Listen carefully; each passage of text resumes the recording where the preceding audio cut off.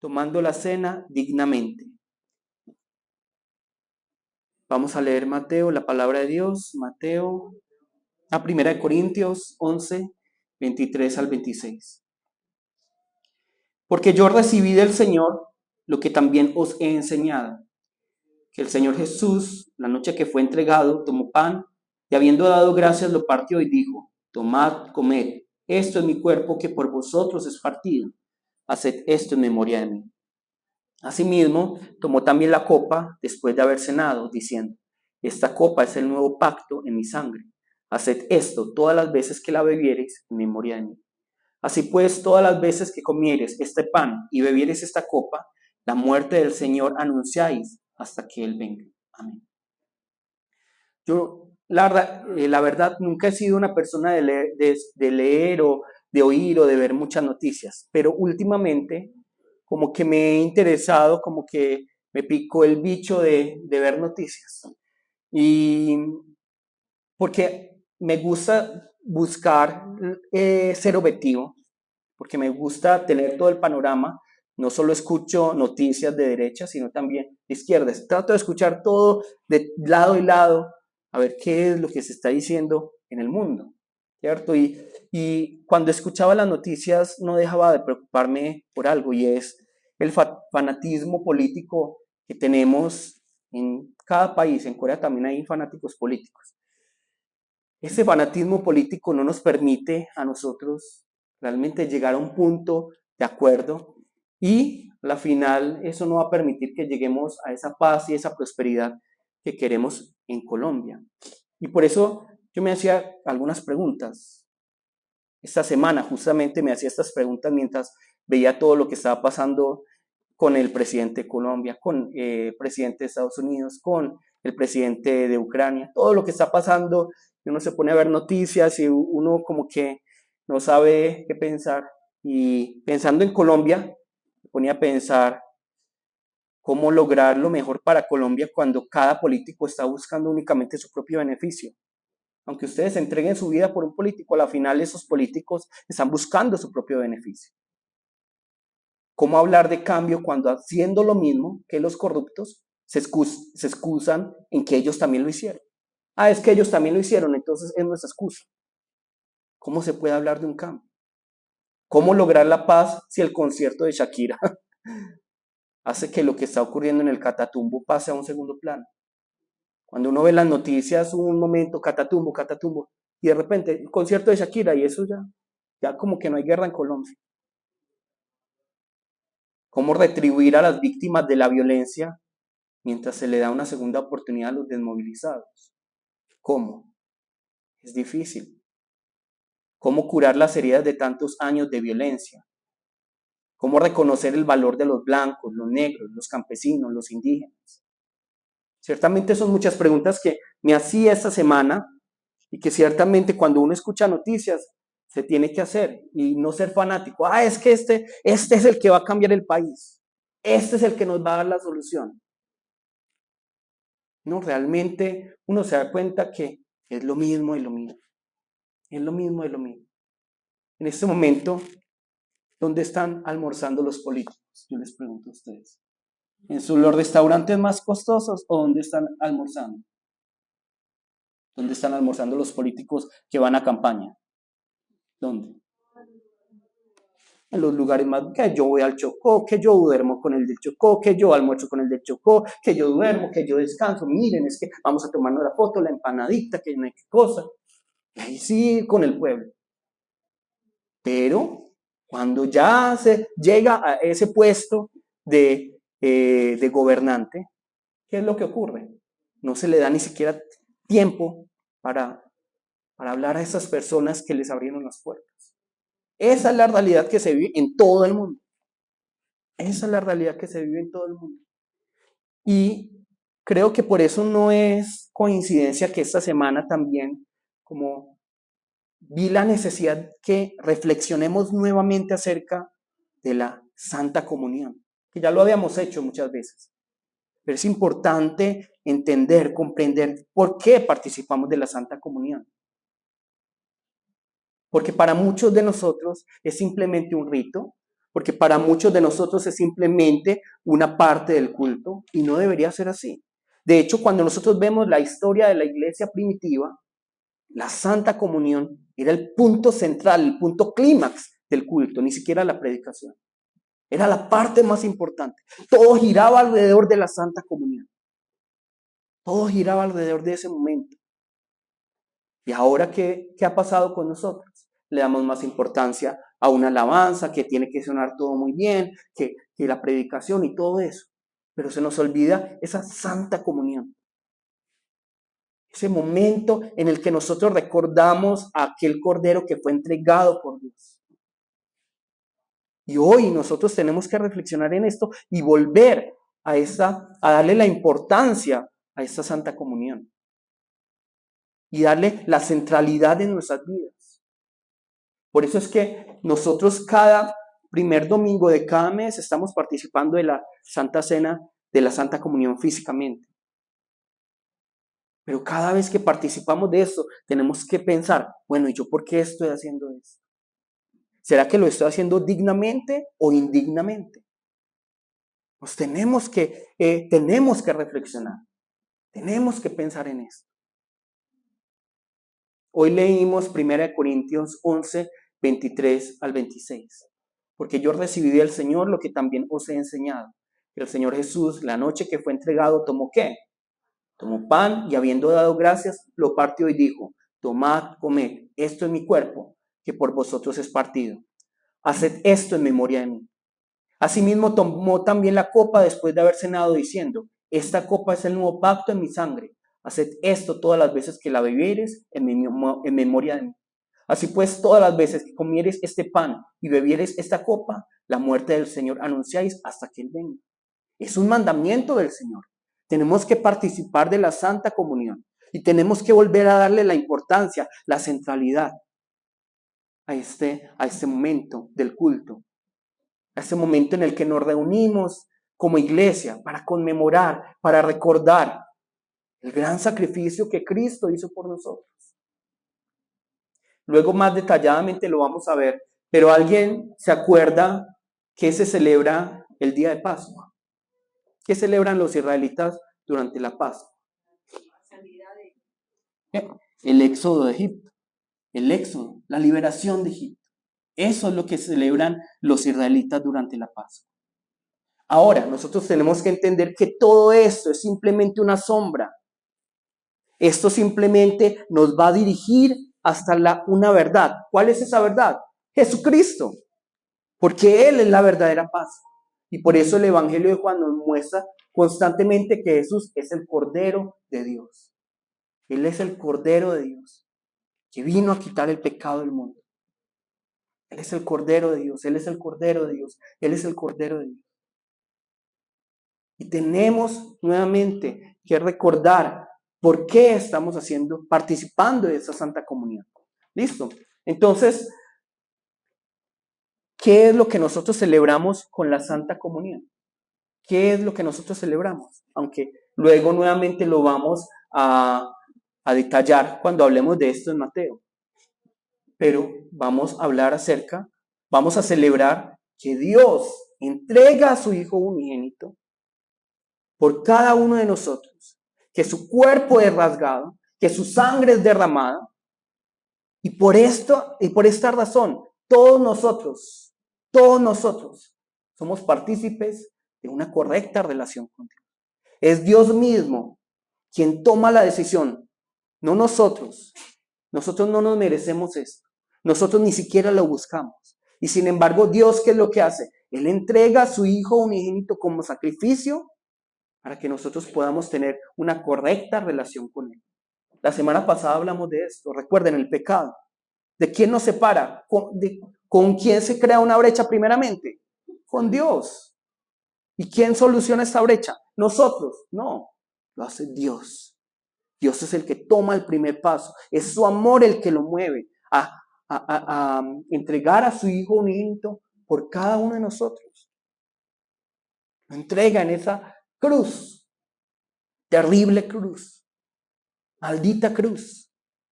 Porque en ese momento la cruz era una maldición. Era una maldición.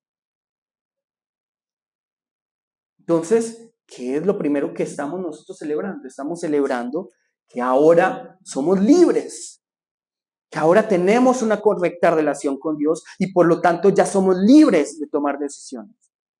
Ya somos libres para luchar en contra del pecado. Ya somos libres para vivir una vida en la cual nosotros le glorifiquemos a Él. Antes no éramos libres. Miren las personas del mundo. ¿Ustedes creen que son libres porque pueden fumar, tomar, drogarse, acostarse con cualquier mujer? Son libres, no son libres. No son libres. Son esclavas del pecado, nos dice la palabra. Pero hoy, a través de Cristo, todos nosotros tenemos la libertad. Somos esclavos de la libertad. Somos esclavos del Señor. Qué gran bendición es esta. Somos esclavos del Señor. Y yo sé que no nos gusta la palabra esclavo, pero la palabra es muy clara. Nosotros simplemente estamos cambiando de Señor. Por eso la palabra dice, no se puede servir a dos señores. O sirvo a Dios o sirvo a las riquezas. O sirvo a Dios o sirvo al mundo. O soy esclavo de Dios o soy esclavo del mundo. ¿De quién van a ser esclavos ustedes? Cuando somos esclavos de Dios, tenemos mayor beneficio. En cambio, cuando somos esclavos del mundo, a la final, ¿qué va a ocurrir? Va a llegar a nosotros, va a llegar a nosotros la condenación. Entonces, en este momento, lo que cada uno debe conmemorar cuando el día de hoy participemos de la Santa Comunión es la obra de Cristo que nos da una nueva oportunidad para vivir. Todos aquí tienen una nueva oportunidad a través de Cristo.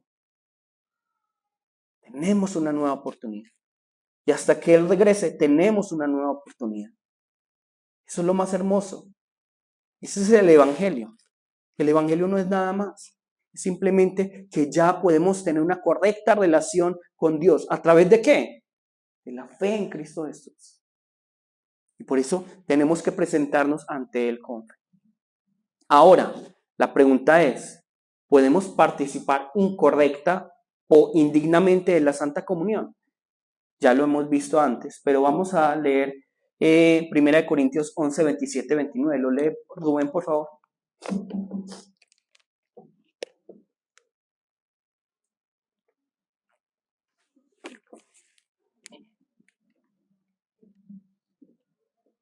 Corintios 11, 27, 29.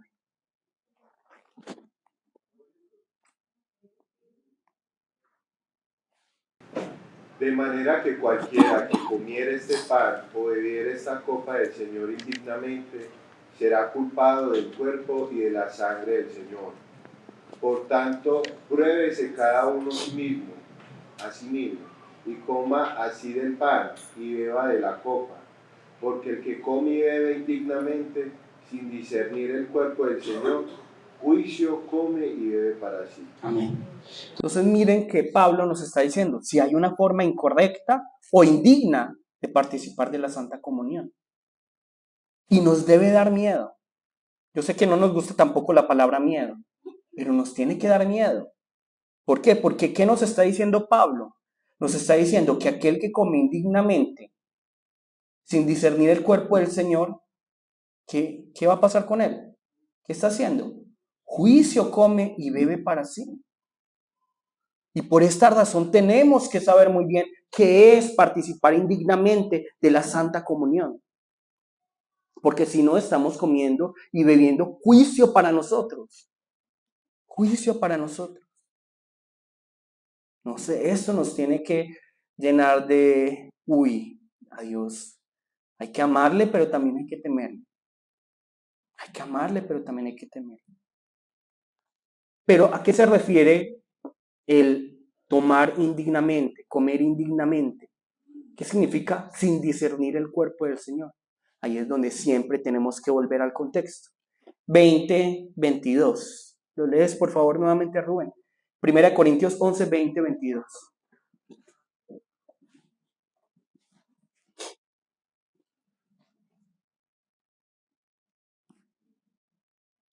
Cuando pues os reunís vosotros en esto no es comer la cena del Señor, porque al comer cada uno se adelanta a tomar su propia cena.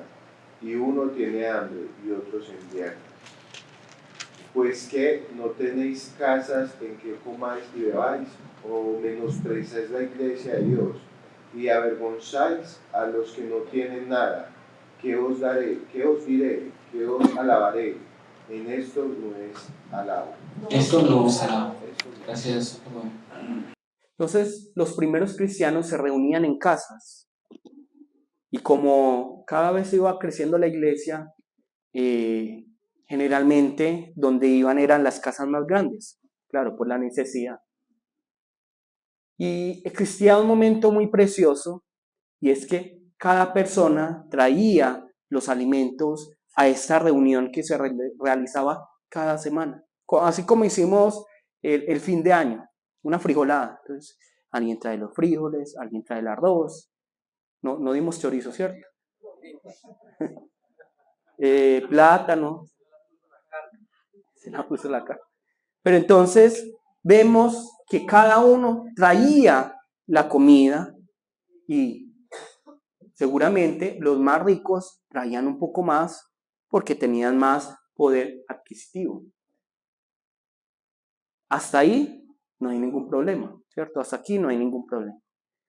Cuando se empieza como a enredar la pita, ¿cuál es el problema?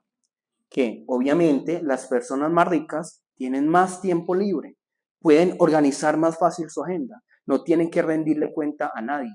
Mientras que las personas pobres, ¿qué es lo que tienen que hacer? ¿Qué hacen los pobres? Tienen que trabajar toda la jornada y luego cuando termina la jornada van a ese lugar de comunión. Entonces, obviamente, como los ricos dieron más, llegaron más temprano, se siente con el derecho de, vamos a nosotros comer primero. El problema es que se comían todo y finalmente, ¿qué? Incluso dice la palabra, se emborrachaban. Se emborrachaban. Entonces, cuando llegaban las personas luego de una jornada de trabajo, ¿cómo llegaban? Con mucha hambre, cansadas, agotadas. ¿Y esto qué es lo que va creando en la iglesia? División, división. Se va creando división. Y eso es lo que pasaba en la iglesia de Corinto. Estaban las personas ricas que decían, nosotros tenemos derechos, tenemos autoridad, tenemos este poder, nosotros llegamos temprano, nosotros dimos más. En cambio, ustedes pobres no dieron nada, llegaron tarde, por lo tanto no tienen derecho. Eso es lo que está pasando en la iglesia de ese momento. Y nosotros decimos, hay que volver a hacer la iglesia primitiva, a hacer la iglesia del Nuevo Testamento. Esta es la iglesia del Nuevo Testamento. Una iglesia donde se está revelando cómo el pecado que mora en nosotros nos hace crear diferencias. Nos hace creer que por tener más riqueza o por ser más pobre, somos más o somos menos. Que por ser de una cultura, que por tener cierto grado de educación, que por tener cierto trabajo, somos más o somos menos. Y eso es lo que está pasando en la iglesia en esta época. Y esto le duele grandemente a Pablo y seguramente es lo que le molesta al Señor. Ver esta división, ver estas peleas, ver cómo los ricos tragan y tragan y tragan y tragan y luego vienen los pobres con hambre y no tienen nada que comer. Cuando debería ser un momento de ¿qué? De completa ¿qué? Unidad. Un momento en el que se deberían reunir para conmemorar el cuerpo de Cristo y entender que por ese cuerpo todas esas barreras sociales desaparecen. Desaparecen completamente. Porque en Cristo ya no hay mujer, ya no hay hombre, ya no hay griego, ya no hay judío, ya no hay rico, ya no hay pobre. Sino que todos somos iguales delante de Dios. Y así deberíamos presentarnos. Ahora, el problema principal, porque sé que de pronto a algunos les queda en la cabeza, sí, es que el problema son los ricos. Los ricos siempre son los malos. Los ricos son los malos. Ese no es el problema aquí. El problema principal es el egocentrismo que está viviendo cada persona de esta iglesia. Porque así como hay ricos que tienen sus problemas, hay pobres que tienen sus problemas. Y lo vemos en el Nuevo Testamento. El problema no es de un estatus económico. El problema es el egocentrismo, que todo gira alrededor de ¿quién? Del yo. Y no somos capaces de salirnos de nuestra comodidad. No somos capaces de dejar nuestros derechos. No somos capaces de dejar lo que a mí me parece, sino que siempre tiene que ser como a mí me parece. Siempre tiene que ser a mi manera, siempre tiene que ser según mis parámetros, siempre tiene que ser como a mí me gusta. Y el primero, y el segundo, y el último siempre debo ser ¿quién? Yo. Y ese es el problema que se está viviendo en este momento. Claro, aquí el ejemplo lo están dando porque eran ricos y eran pobres. Pero al final se está hablando de algo más profundo. ¿De qué se está hablando? Del egocentrismo que existe. Hay ególatras ricos y todos los pobres son humildes. No, hay pobres que son muy ególatras, muy egocéntricos. De hecho, yo he conocido personas muy ricas, totalmente humildes, más humildes que las personas más pobres.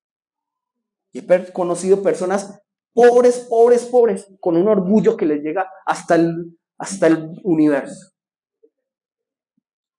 Esto no tiene que ver con clases, esto no tiene que ver con razas, esto tiene que ver con que tenemos que morir a nosotros mismos.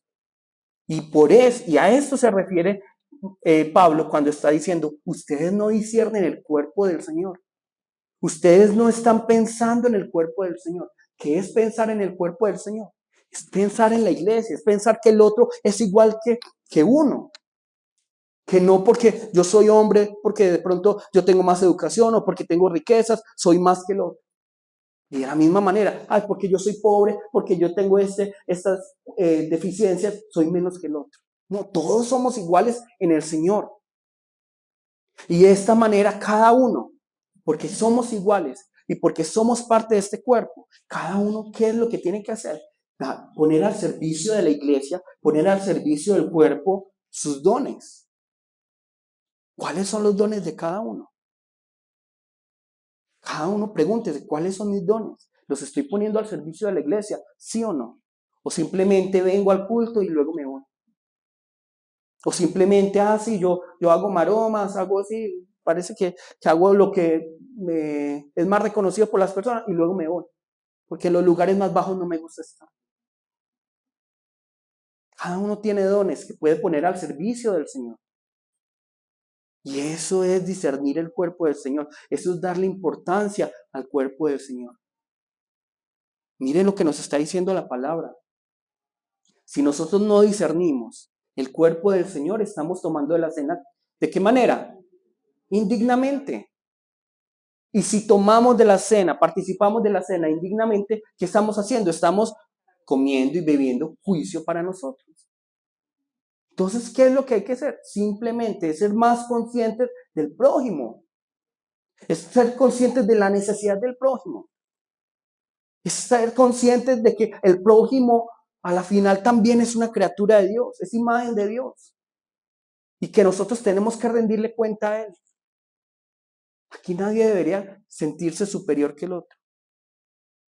Antes deberíamos buscar someternos más y más y más y más. ¿Cómo me hago yo más humilde? ¿Cómo yo sirvo más al hermano? ¿Cómo le ayudo más? ¿Cómo le ayudo? Pero generalmente, ¿qué es lo que ocurre? ¿Yo cómo obtengo más beneficio?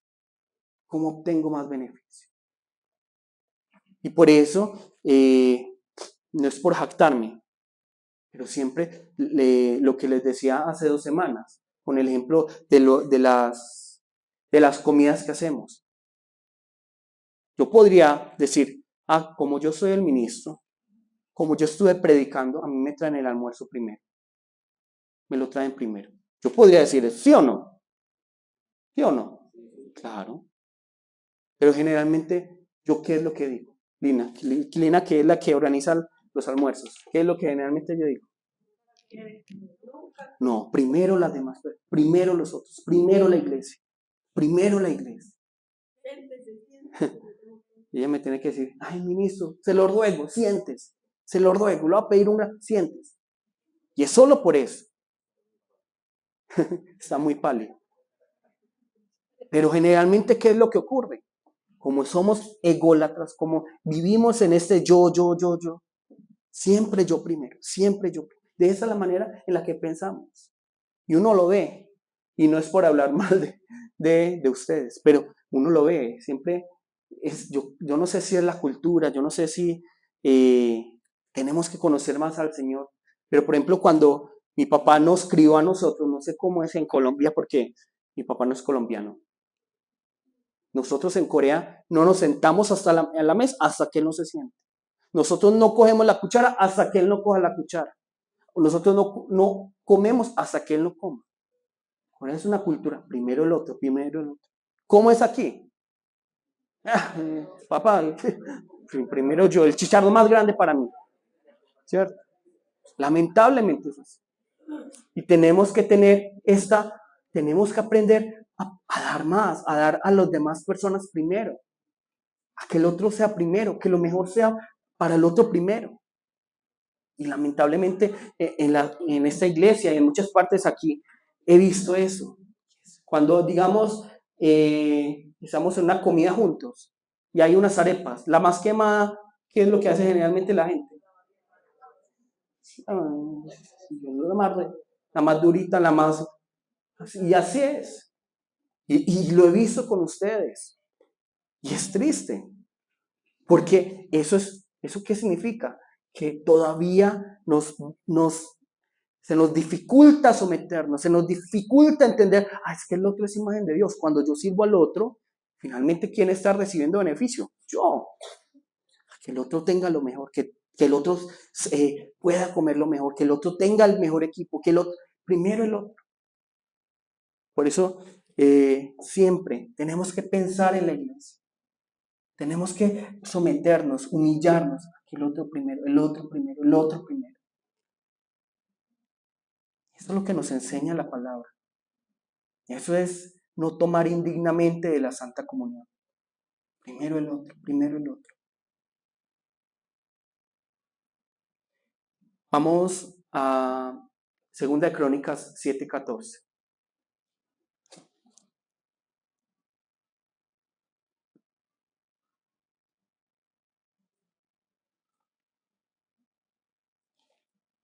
Ahorita yo les mencionaba que tenía muchas preocupaciones acerca de Colombia. Y nuevamente llego a la misma conclusión que siempre he llegado. A la final ningún gobierno va a cambiar este país. 2 Crónicas 7:14. Los gobiernos no van a cambiar este país. Y nosotros no podemos darle toda la autoridad a los gobiernos, sino que tenemos que entender que como ciudadanos, nosotros somos los que hacemos el cambio. Como ciudadanos. ¿Y cómo podemos realizar el cambio? ¿Qué nos dice 2 Crónicas 7:14? Pues bueno,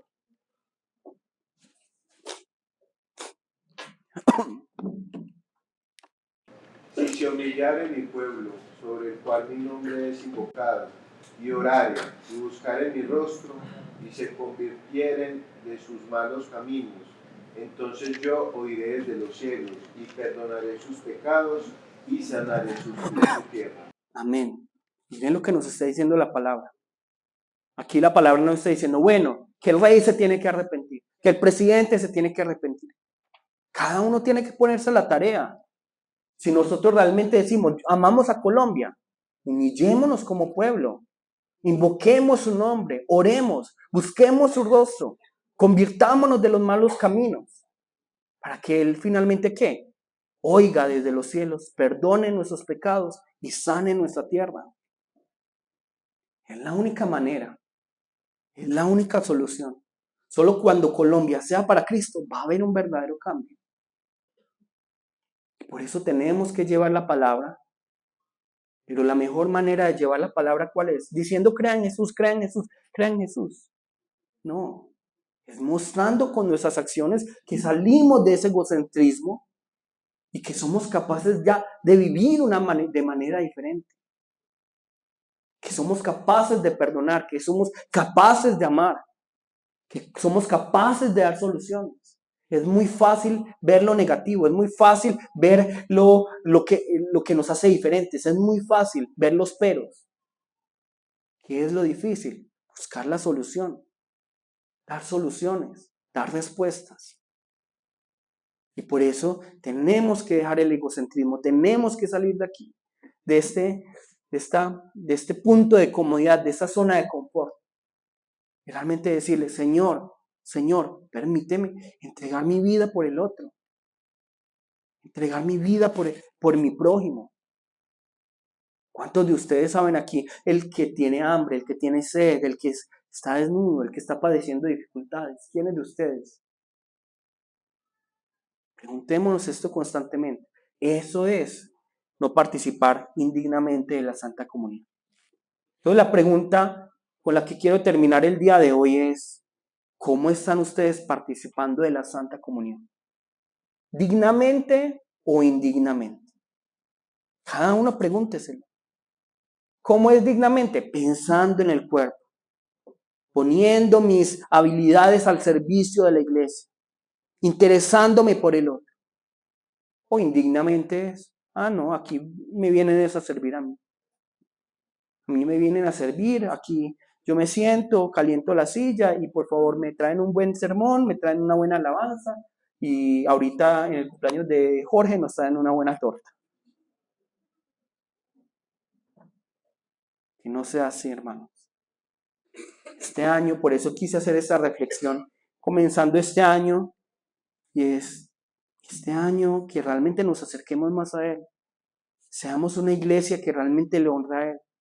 Que al participar de la Santa Comunión lo hagamos dignamente, pensando en su cuerpo, discerniendo su cuerpo, para que entre nosotros no haya ¿qué? Enfermos ni muertos, como dice aquí la palabra.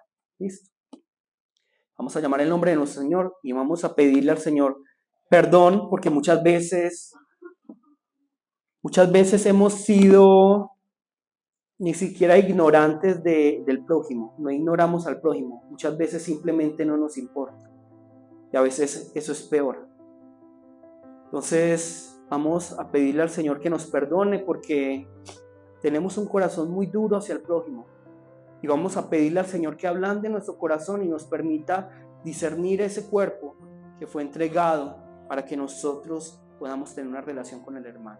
Vamos a llamar el nombre de nuestro Señor y vamos a orar. Jesús, Padre Santo y Todopoderoso, Padre Dios, esta mañana, Señor.